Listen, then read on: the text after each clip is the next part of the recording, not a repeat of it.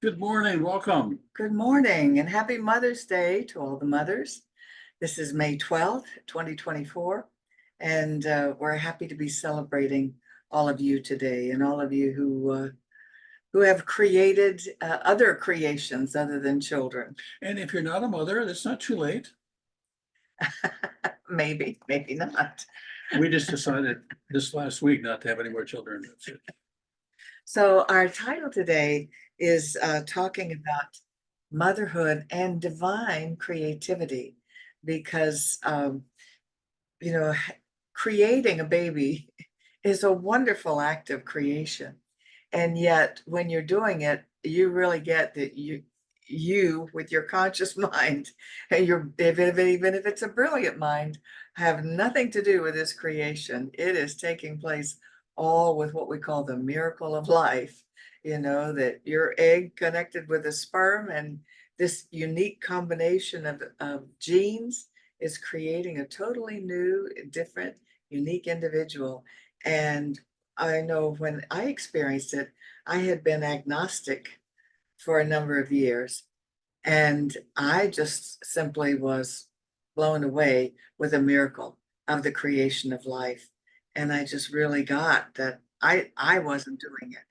And it made me a believer in God and the divine again, because you see a new life in your arms, and you didn't create it. It was created in you, through you, and you really know there is something much greater than you are that is operating in your life.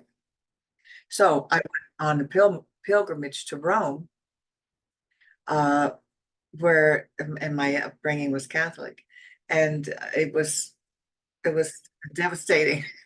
It was devastating because so much was about we as Catholics must believe because the Pope says so, that it totally turned me off Catholicism again. And it's a long story, but nevertheless, I found my way back to a spirituality that I love and believe. And it's so nice when you can accept something intellectually as well as emotionally and Yeah, in it's your really heart. hard when you're doing prayer work and you're finding in the back of your mind, that's not true, that's not true, that's not true. I can't believe that. I can't believe that. Oh, yeah, because you feel like, and if you're following that particular tradition, you might end up with, I guess I am going straight to heaven. We would have, Yeah. would have thought that, no doubt, no doubt.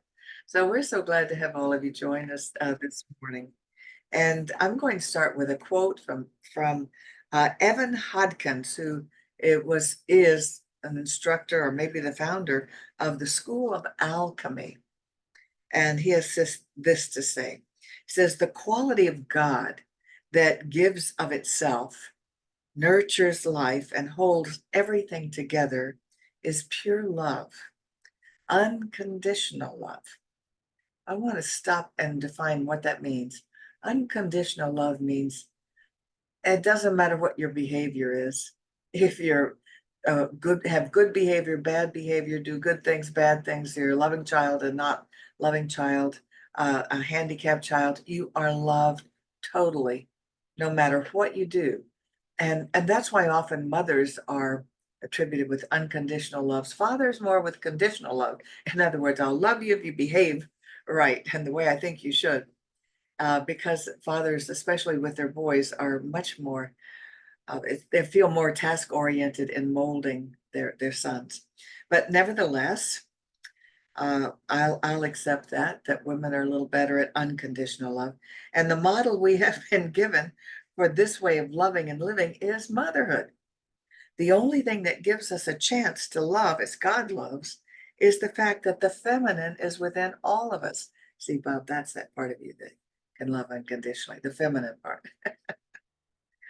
This is the magic of motherhood, of the divine mother.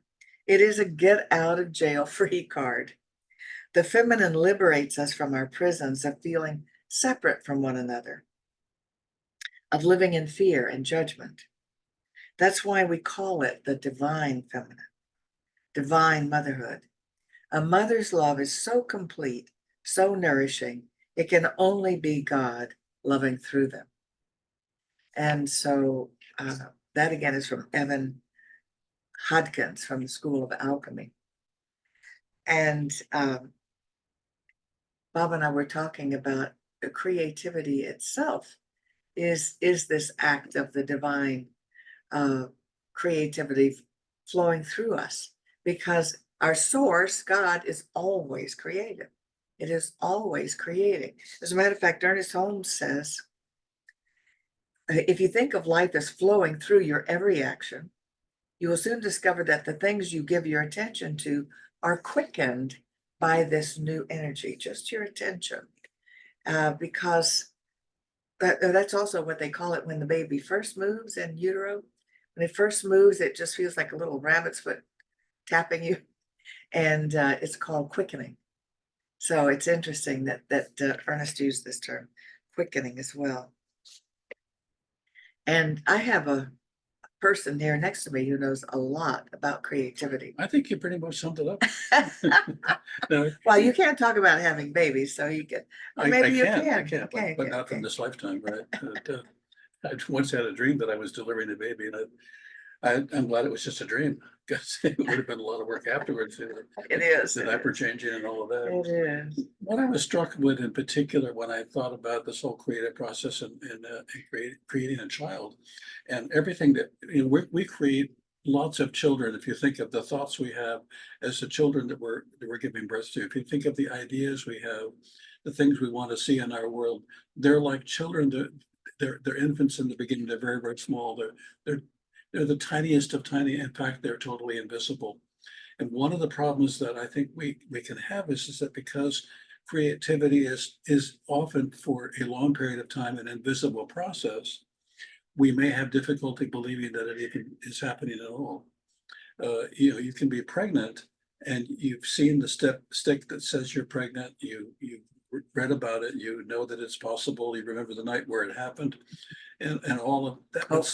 Hopefully, right? And even with whom possibly. And but what you don't remember, or what you don't get a chance to do, is to see it or necessarily even feel it. What's impressive, though, is as soon as you understand that it's so, you begin behaving as if it's so without very much physical evidence. And creativity is in its inception, its conception, an idea. And very often it's not in any way tangible or reasonable, and in fact, not even realistic from the perspective of, I'm creating something, I don't see it. Well, then how do you know you're creating it? Well, you're creating it in mind first, and everything that we have existed in mind first. Even actually, pregnancy happens in mind first, in that we have to say yes. And if we don't say yes, then we say that it's an abuse. We say that it was, my consciousness was raped if it wasn't a yes. So before we conceive, we say yes at some level. And that yes is the conception of an idea, the conception of the possibility of creating.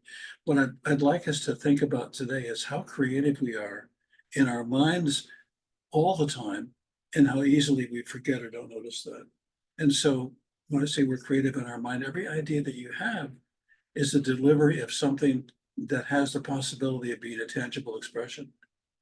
And think of the things that you've created in your life that you had no idea how you were going to bring them about. And it's not necessary that you know the how. What's necessary is that you know that you've said yes, that you are the conceiver of the idea and the nurturer of the idea. And how many great ideas have you had that were wonderful, that you nurtured and took care of, and then because they didn't move at the pace that you thought they should, you gave up on it, or you stopped doing it. And then what you end up with is the evidence that you can't create, and the evidence that you can't create is that you were created and then you stopped. And so if something's not happening for you the way you'd like it to happen, the question is, how are you taking care of this? How are you nurturing this? Not does it work or doesn't it work? Exactly. When you know you're creating something, even or at least being the hostess of something being created, I noticed that I immediately started doing better health habits. Mhm. As a matter of fact, I smoked at the time, and that's how I learned I became pregnant, is that nauseated me. So of course, immediately quit smoking. I quit drinking alcohol, you start doing things that you shouldn't be doing for yourself anyway. But I, you're I, doing this for this new creation. I love your word hosting.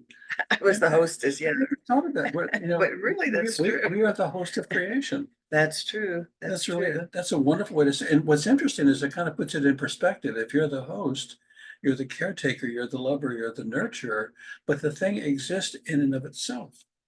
Yeah. It has its own And it life. has its own life and it is ongoing in its creation. I was blessed some time ago to be able to have a book published called The Diary of a Mindful Dog.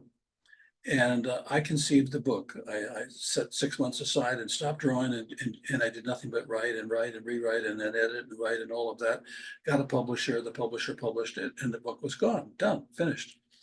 That book has a life of its own.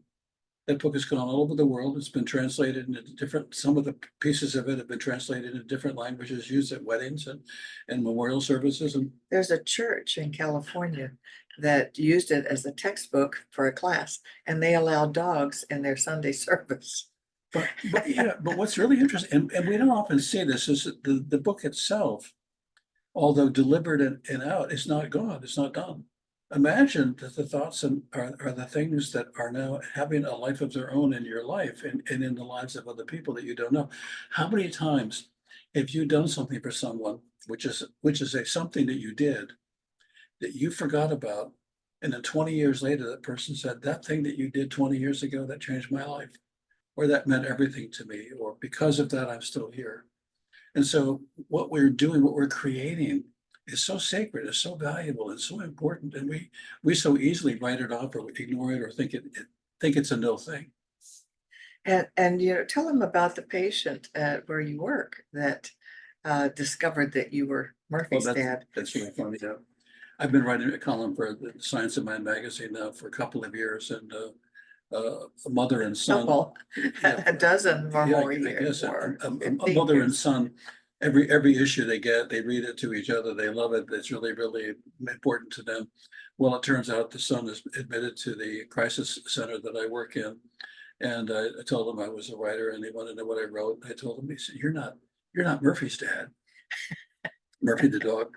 And I said, yeah. He said, oh my God, my mother and I, wait till I tell her. And what was really interesting was that he was there because he was in a crisis and something that the crisis was secondary. What was true was that he was meeting the author of the magazine that he and his mother read all of the time.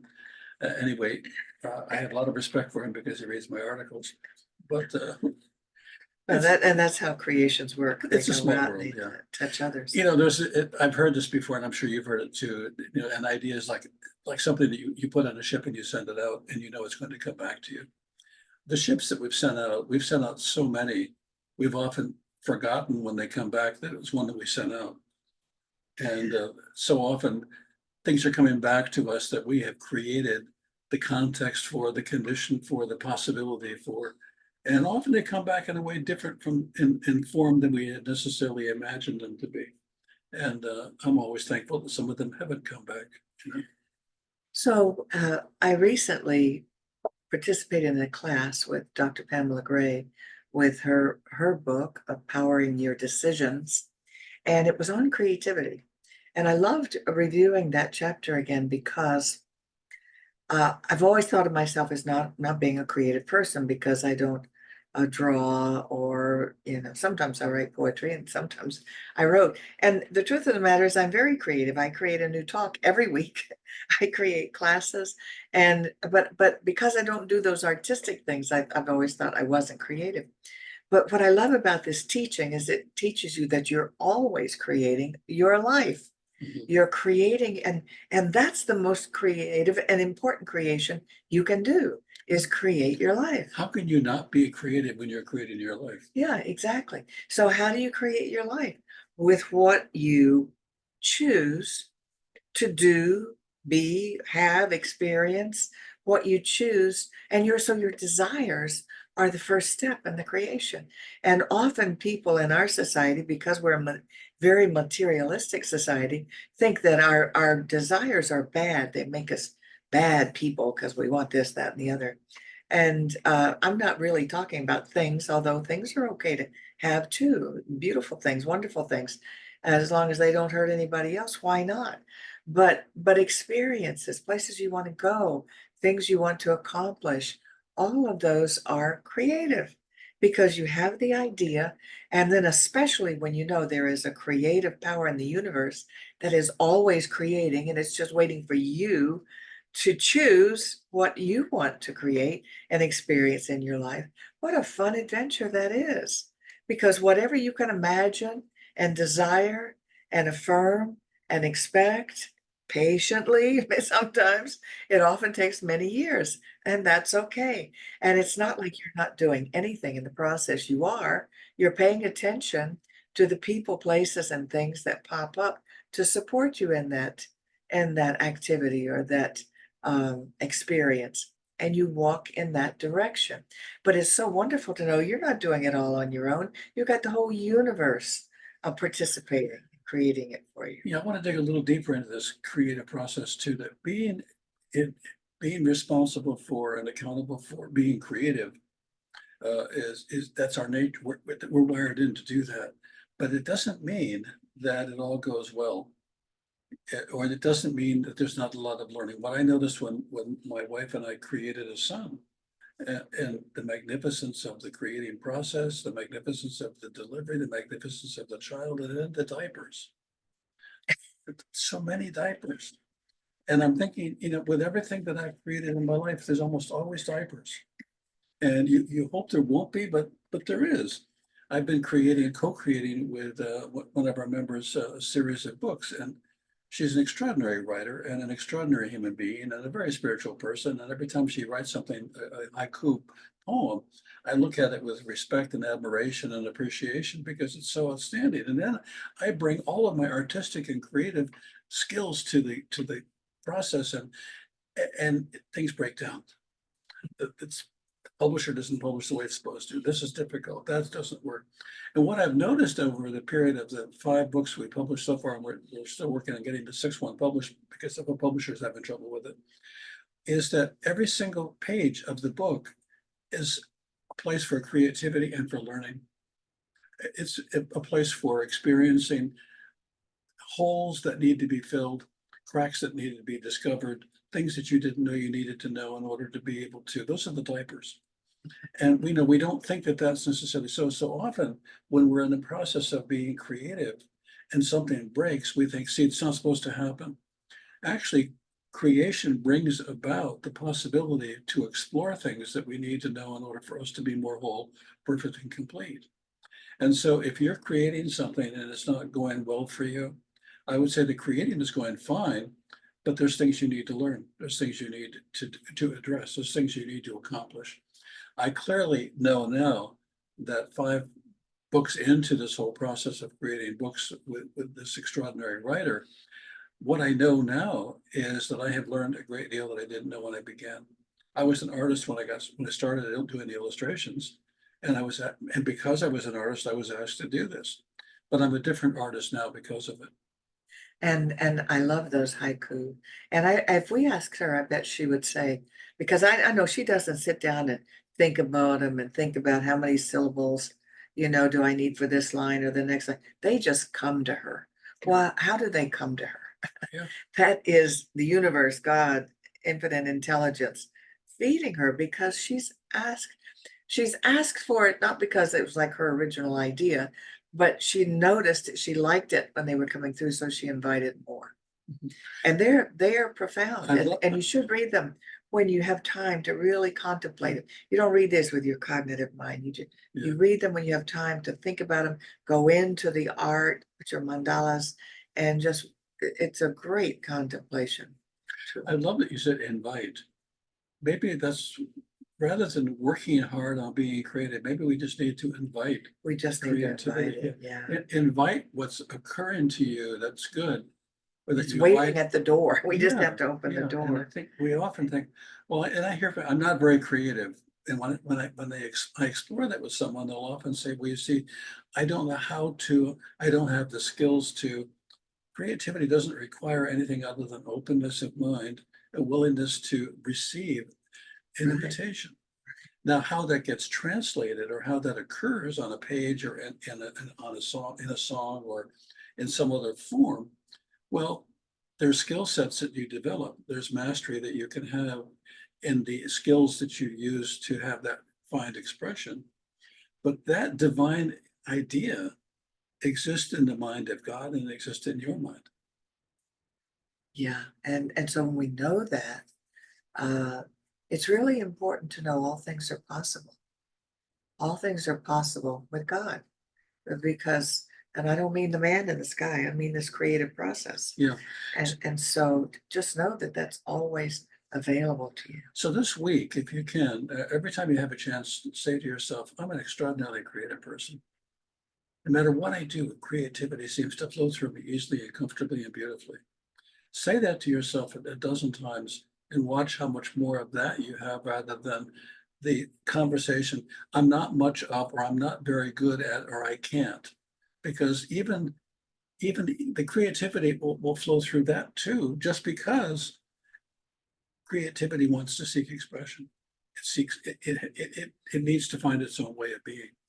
And so stop, if you can, blocking it with conversations that say no and say yes to your creativity and say yes to your imagination and say yes to babies if that's a condition that you want to be in. Ah, the babysitter. Yeah, Is that what you said? Did you say babysit? yes, say yes to babies if that's something you're ready for. But No, but you can babysit an oh yeah, idea too. yeah, You actually, yeah, know, you can, yeah, that's what I thought you were talking about. Or some people call it midwifing an idea. yeah, I like it. You know, you're supporting it, you're supporting the idea of it before it ever appears. So, Yeah. well, you're babysitting, it's already appeared. We're gonna get our metaphors straight here. Well, you can babysit an idea.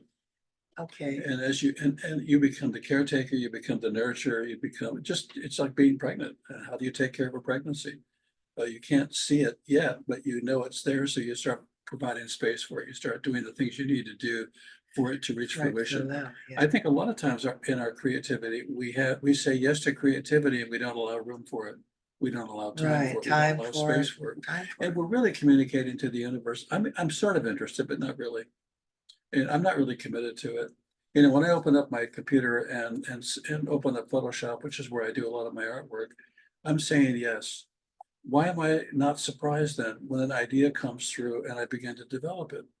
There was a time when I didn't know how to use Photoshop where I turned it on, but my skills were so limited that my creativity had difficulty flowing through. As your skills increase, if you meditate, as you become a better meditator, meaning that you're more skilled at meditating no matter the condition that you are in or that the conditions around you, you find you can tune in to that creative channel more easily, more effectively, more efficiently. And then what has always been there can flow through more easily.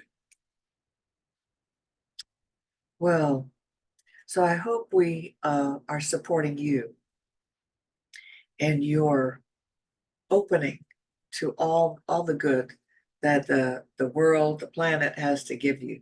You know, we tend to be focused on what's wrong with our world, and we need to remember what's right with our world and all the opportunities that are waiting for us. Our dreams are waiting for us to come true. I like that. Yes, it's so true. So, While we're on that subject, if you feel inclined to want to support this ministry that we have that meets every Sunday and that you're enjoying, and if you can, first off, if you've missed part of it or you've missed any of these, or you want to review any of the ones that we've had in the past, you can go to YouTube. We have a YouTube channel and you can actually watch as many as you want, or you can share them with other people. and that YouTube channel is CSL Palm Beaches.